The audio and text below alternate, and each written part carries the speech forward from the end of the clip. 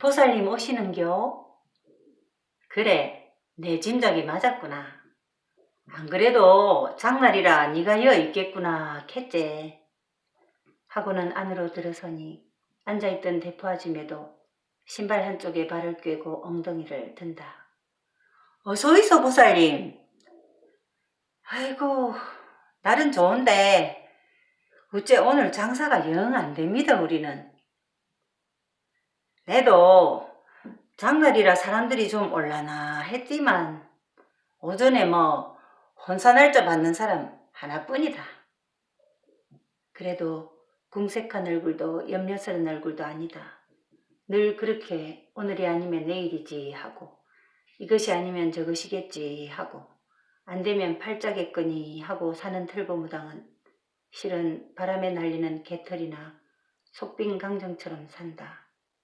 하지만 누가 알랴. 내도 국밥 한 그릇 주소. 묵어야 신령님도 모시제. 하고는 한쪽 고무신을 긋고 남모자에 걸쳐 올린다. 소양아, 한 그릇 내다 드리래. 옆에 서 있던 소양에게 말하고 대포 아줌매가 털보무당 맞은편에 앉아 없는 손님 기다리는 틈에 넌지시 뭘 물어볼 요량이다. 보살님, 자가. 하고는 부엌으로 고개를 돌려보고 다시 무당을 향해 낮은 소리로 이어간다. 저거 엄마한테 어물전이라도 내준다고 하던데 얘 그게 됩니까?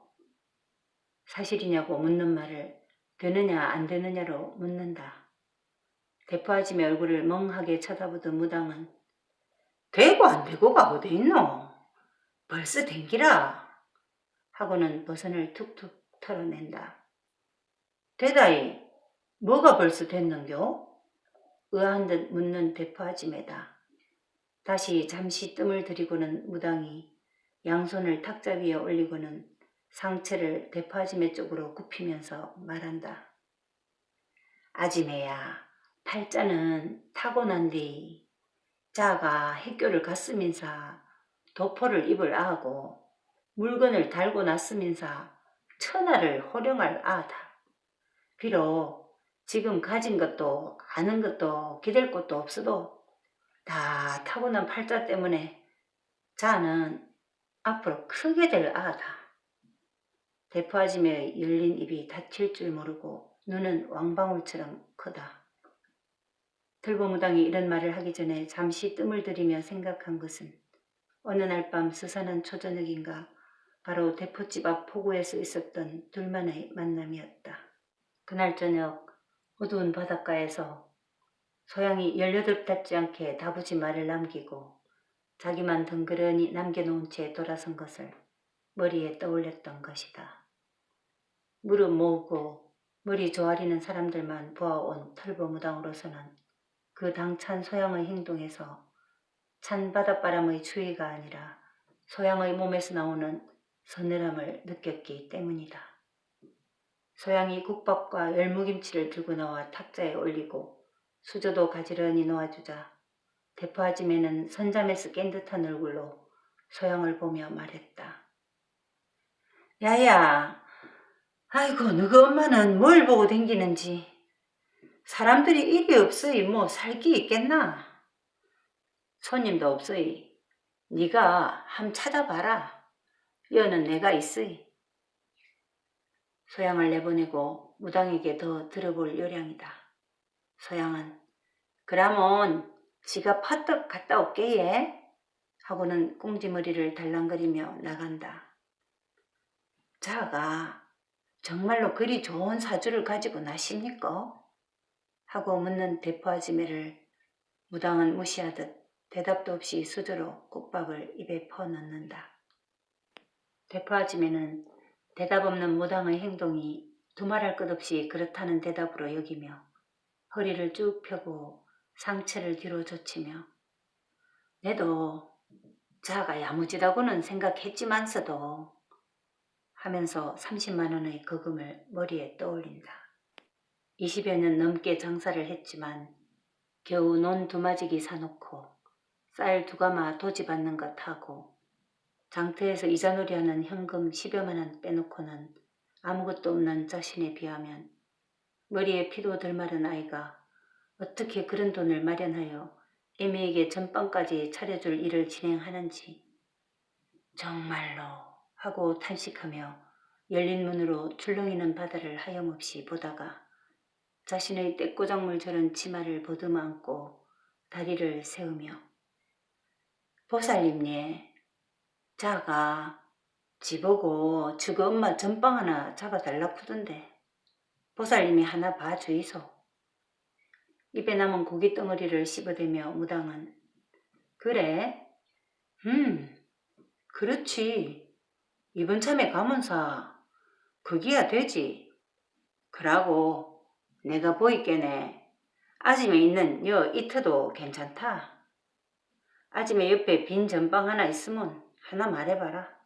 내 부적 하나 달아줄 터이니. 하고는 남은 국그릇을 통째로 들고 국물을 후루룩 마신다. 눈살을 찌푸리며 잠시 생각에 잠기듯 하던 대포 아지매가 얼굴을 풀고 무당에게 그런데 얘 아침에 저 아랫동네 사는 할바씨가 와서 이걸 살기라고 하던데 보살님 이형 오시스이 지가 국밥값 안 받을게 예. 지가 이어서 장사를 계속 할지 어디 딴 데로 갈지 좀 봐주이소. 아랫동네 누가? 입속에 남아있는 찌꺼기를 혀로 이리저리 닦아내며 무당이 묻는다. 털보무당이 비록 인근에 뿌리 내리고 사는 사람은 아니라도 이 바닥에 발을 들이고 들락거린 이래로 벌써 강산이 2번 바뀌었고 또 그 세월 동안 이 사람들 저 사람들 좋은 일 굳은 일 점 사주 봐주고 액 때문에 심지어는 액 붙이기도 수없이 한지라 삼천포뿐만 아니라 인근 수없는 도서지방의 사람들 소문이나 소식을 잘 알고 있는 터라 아랫동네 누가 그러냐고 묻는 것이다. 그 있습니다. 함씨라고. 저 아래 덕명에 사는 인정머리 없는 영감인데 예. 하면서 입이 삐죽거린다. 응? 함씨? 저 아래 물가에 있는 집 아이가? 그 아들 둘 다 바다에 내다 뿌린 그 함씨. 맞제? 하고는 눈을 크게 뜨고 대포 아지매에게 묻는다. 맞습니다. 그것도 아시네 예. 와입니까? 그게 벌써 언제적 일입니까? 알구로 내가 뭐 오래됐지만 그 집 아들들 진혼제 멋있다 아이가. 그게 해방 전인가 후인가. 아무튼 그 집 영감이 산다고? 해방 전이니 벌써 15, 16년 전이다. 겨울에 만든 혜태를 헐값에 외놈들한테 거의 다 공출당하다시피 뺏기고 함신의 2 아들은 쪽배를 타고 봄멸치를 잡으러 나갔다. 거의 바람 걱정 없이 하는 것이 봄철 고기잡이인데 그 애에는 애기 끼었던지 살이 붙었던지 돌풍이 불었고 작은 목선은 금쪽 같던 함신의 2 아들을 물속에 쳐넣었었다. 그 일이 있은 후부터 함신의 내외는 그들이 살고 있는 집 뒤의 바위 절벽이 읍내를 가로막고 있는 것처럼 그들도 세상을 등지고 살다시피 하고 가슴에 지닌 원망과 통하는 인정물이 없는 2 늙은이로 만들고 말았다. 예, 지보고 뭐 전빵새를 울매나 주냐고 묻고 그랍디다. 막상 뭐 그 영감이 주인이 되모 내도 별로 좋은 건 없는데 하면서 눈을 내리깐다. 와, 아지매야 장사하고 새만 주면 될 낀데 뭔 걱정을 하노? 의아한 무당이다. 그런 일이 있습니다. 오늘 아침에. 하고는 대포 아지매는 일장연설을 늘어놓는다. 아이고 그렇기도 하겠제. 노인들이 언제까전 그 힘든 일을 하겠노. 자식들도 다 잃었으이. 돈이 있으면 새 받아먹고 살고 싶겠제. 대포 아지매의 말을 다 듣고 하는 무당의 말이다. 그래서 안 묻습니까? 지가 이어서 장사를 할지 딴 데로 갈지. 만일에 그 할바씨가 주인이 되고 아이고 그럼 지는 여 있고 싶어도 못 있지. 하긴 장터에 빈 전방이 많긴 해도 그래도 여가 초입이라서 들고 나는 사람들 때문에 국밥 장사하긴 딱인데 하면서 무당의 눈을 본다. 아짐의 팔자는 아짐의 얼굴이다. 달고 사는 얼굴이니 아무리 못나도 내 얼굴이고 잘나도 내 얼굴이래. 웃음인 웃는 팔자고 울민 우는 팔자다. 하고 또 넘이 울게 하기도 할 수 있고 웃게 하기도 할 수 있대. 그뿐이 아니고 울게 웃게 하는 놈을 아지매가 바꿀 수도 있는 기라. 그의 팔자는 내가 가지고 있으면서도 또 넘이 만들 수도 있다는 기지. 아지매, 네 그래도 장날인데 여과에 가봐야 된다. 한번 보러 오래. 하고는 일어선다. 작은 일도 그저 돈푼으로 만드는 재주가 있는 털보무당이라 그렇게 궁금한 대포아지매한테 국밥 한 그릇으로 입담을 바꾸기는 손해라 생각하는 것이다. 돈도 안 내고 염치도 없이 의젓하게 그냥 나가는 무당의 등 뒤에 대포아지매가 말을 보탠다. 네 한번 갈게 예? 하고는 일어서서 무당이 남긴 그릇을 들고 부엌으로 들어간다. 겨우 말린 간재미 몇 마리 사들고 장이 장같지도 않다며 걱정하며 여기 기우 저기 기우 타던 소양애미는 등 뒤에서 부르는 소양의 소리를 듣고 네가 와 나왔노? 아침에는 어쩌고? 묻는 소양애미에게 소양이 어미의 손에 들린 간재미를 잡아들며 이기 다가 여태 하고 되묻는다. 야야 농사철이라 카나 어째 배도 안 들어오고 장꾼들이 장보러 온 사람보다 많대. 아무캐도 오늘은 틀렸다. 아휴 저건 살 물건이 없어이. 이거 우리나 먹자. 대포집 아짐에도 좀 드리고 하면서 새끼에 꼬여달린 생선을 들었다 놓는다. 틀레틀레 힘없이 걷는 엄마를 따라 대포집으로 오면서 소양은 삐딱하게 뒷꼭지에 꽂힌 누렇게 색바랜 비녀를 보면서 언젠가는 꼭 연두보다 더 진한 옥비녀를 사서 엄마 머리에 쪽질러 주리라고 생각한다. 전방 안에는 그래도 2명이 술잔을 놓고 한담하고 있고 대포아짐에도 소양네처럼 신명나는 일이 없는지 손님들 옆에 우두커니 앉아있다. 들어서는 소양네를 보고 뭐 좀 샀나? 살 게 있어야 사지. 날은 좋은데 사람들이 안 빕니다. 하고 소양애미도 앉는다. 소양은 무당이 안 보이자 아침에 보살님 벌써 가셨어 예? 그래도 장날이라고 혹시 사람들이 있을까 해서 가셨다. 너희도 내캉 점심이나 먹자. 때 됐으이 묵어야 안 되겠나. 소양아 네가 좀 내었나? 하고는 그대로 앉아있다. 아침에 우리 이거 구워서 밥 먹읍시다. 국밥은 이제 신물이 납니다. 그래도 봄이라 간재미가 꼬들꼬들하이 맛있을 깁니다. 지가 굽어 올게 예. 하고는 소양애미가 부엌으로 가서 아궁이에 남아있는 숯을 빼내서 생선을 굽고 뜸한 손님 덕에 셋이 오붓하게 점심을 때운다. 엄마야 니는 고마 학교 가서 종락이 데리고 집에 가거라. 좀 있으면 종락이 될로 노마가 학교로 올 낀데 고마 같이 가거라. 여는 내가 아짐이하고 충분하대. 소양이 엄마에게 주문한다. 여태 아파놓고 내보고 가라고? 네가 가든지 안 하고. 몸살로 사나울 아팠던 딸이 염려되는 애미가 되묻는다. 에휴 이제 내는 됐다. 움직이는 게 안 아프고 더 안 낫나?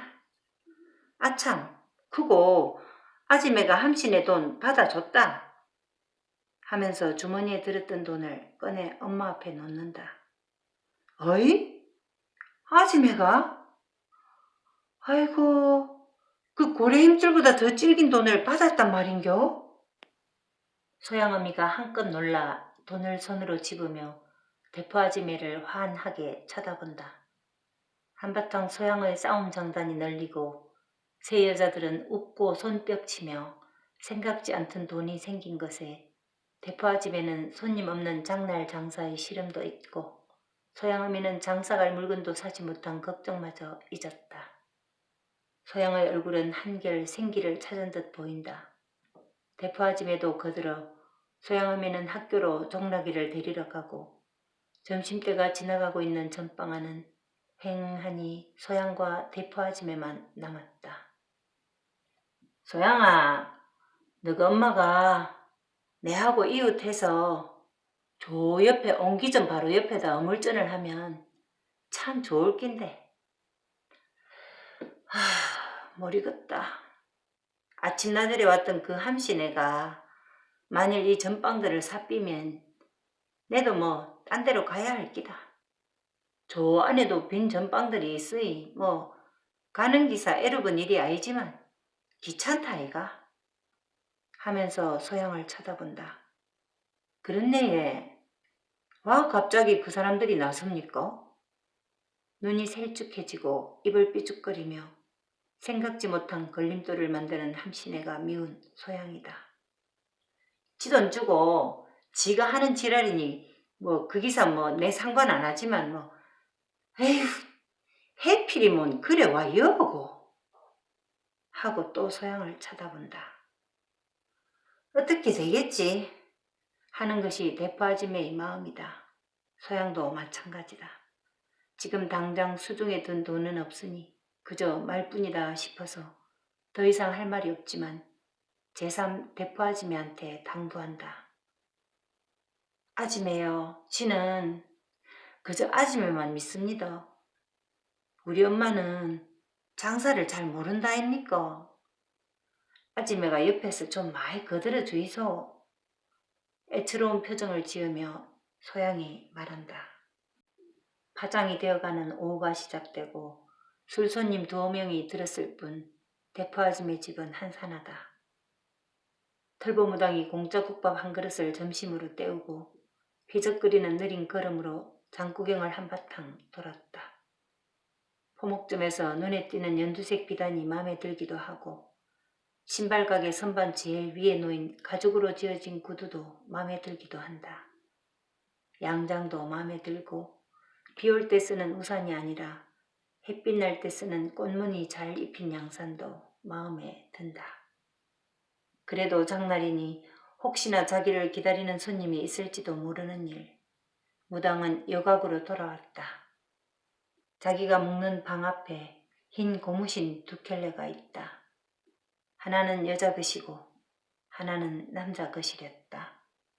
넌지시 반가운 마음을 감추고 누가 오시는겨? 하면서 방문을 열고 들어선다. 햇빛 밝은 밖에 있다가 안으로 들어서니 사람은 보이나 얼굴을 금방 알아보지 못한 무당은 아이고 지가 점심 공양하느라 갔다 왔습니다. 많이 기다리십니까?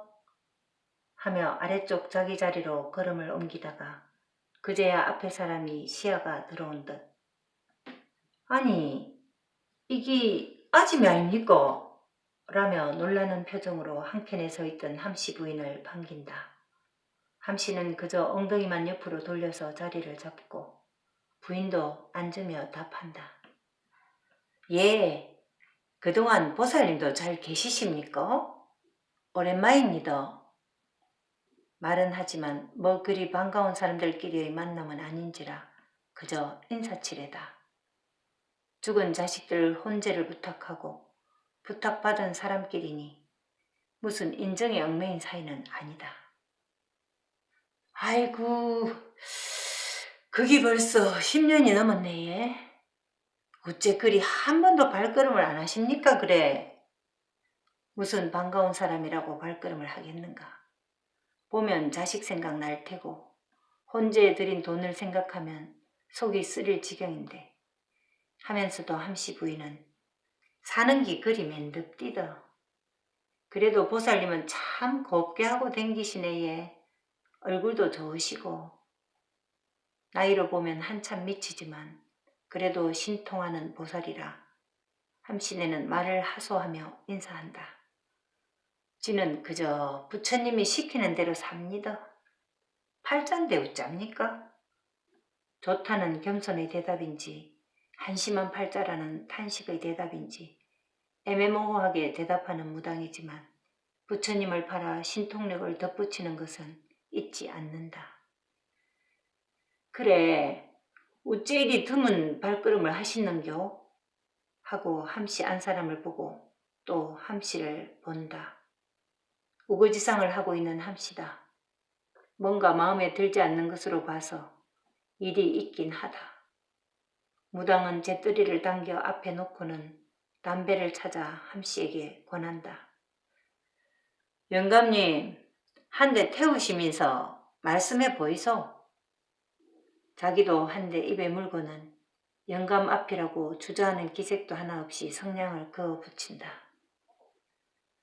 아까 장에 왔다가 집에 돌아가던 중에 아무래도 보살님한테 한번 물어보는 게 좋을 것 같아서 오기 싫다는 영감을 억지로 데리고 왔신다. 함씨 부인이 말을 시작한다. 담배 연기를 훅 불어내던 무당이 말하는 부인은 보지도 않고 묵묵히 앉아있는 함씨한테 묻는다. 영감님, 무슨 일인겨? 물으면서 아까 전에 들었던 대포집 이야기를 떠올린다.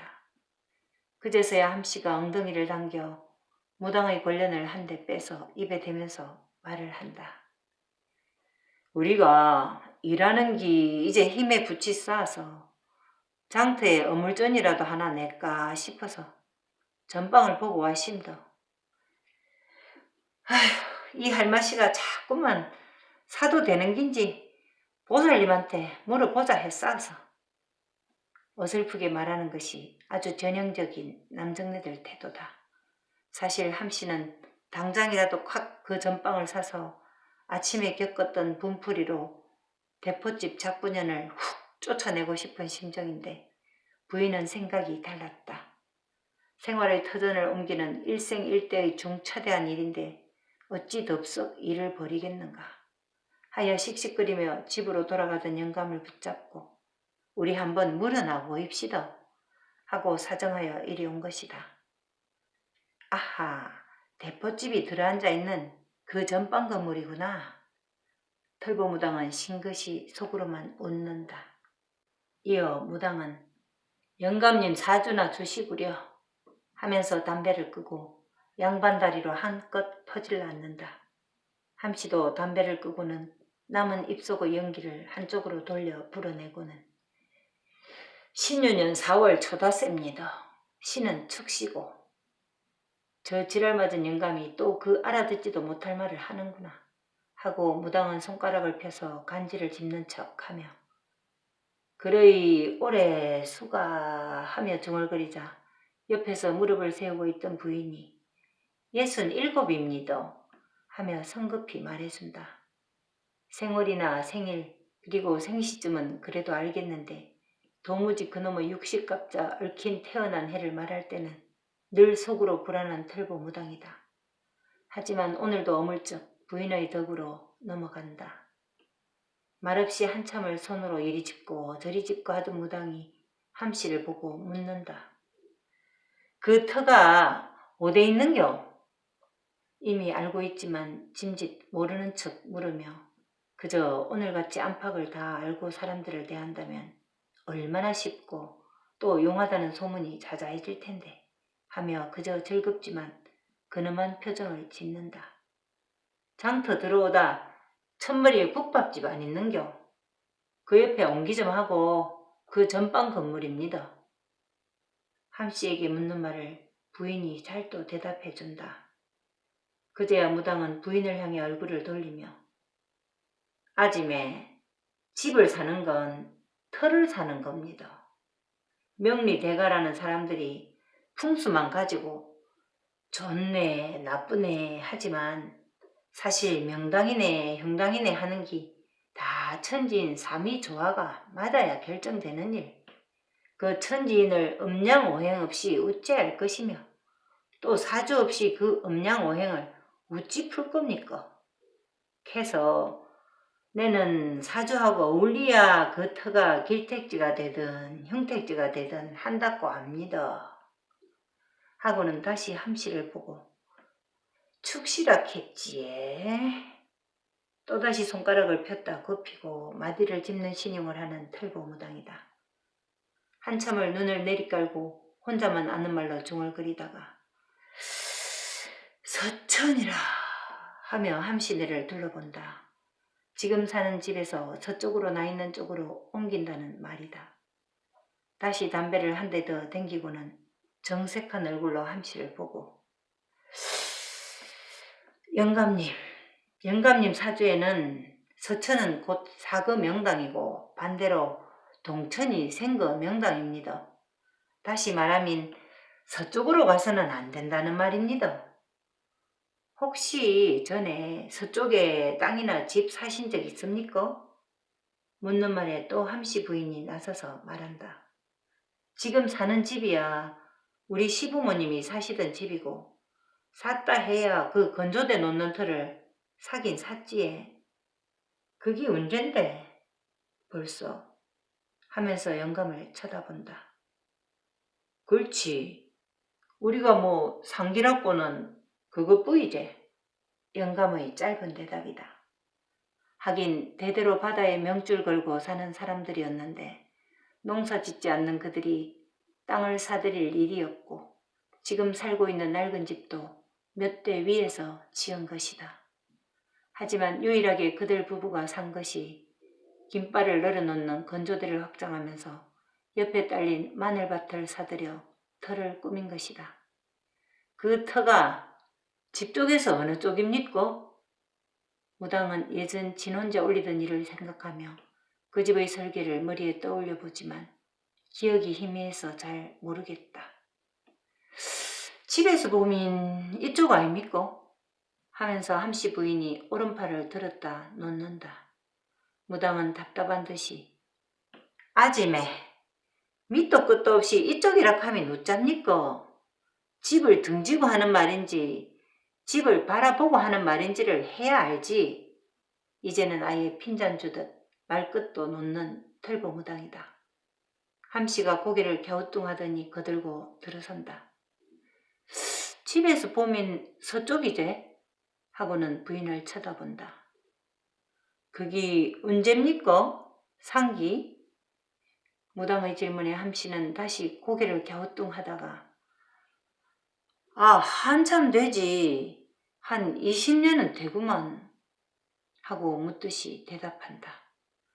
오늘은 무슨 일이 이리도 잘 풀리는지 무당은 속으로 쾌재를 부르지만 더 근엄한 얼굴로 자세를 고쳐 앉으며 낮은 목소리로 영감님, 그 땅을 안 샀더라면 영감님 아들들도 아직 이승에 있었을 겁니다.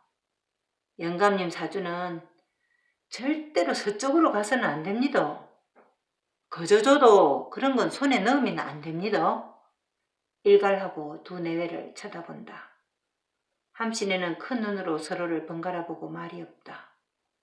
정말인가? 그래서 그 땅을 사서 금쪽 같은 두 아들을 한날 한시에 바다에 쳐넣었단 말인가? 영감님 사주에 서쪽 방향으로는 혈이 생기고 또 북현무하기도 하이. 그저 동쪽으로나 남쪽으로만 가이소. 내 말 맹심하이소. 하고는 의기양양하게 또 담배를 꺼내든다. 감히 이렇게 엄포를 놓았는데 그 틀을 살 것으로는 생각지 않는 무당이다. 이렇게 자리를 옮겨야 하나 하며 걱정하던 대포집도 덮고 또 거기에 전빵이라도 낼 요량인 소양인에도 손쉽게 거들어준다는 마음이 생기는 무당은 기분이 날아갈 것 같이 좋다.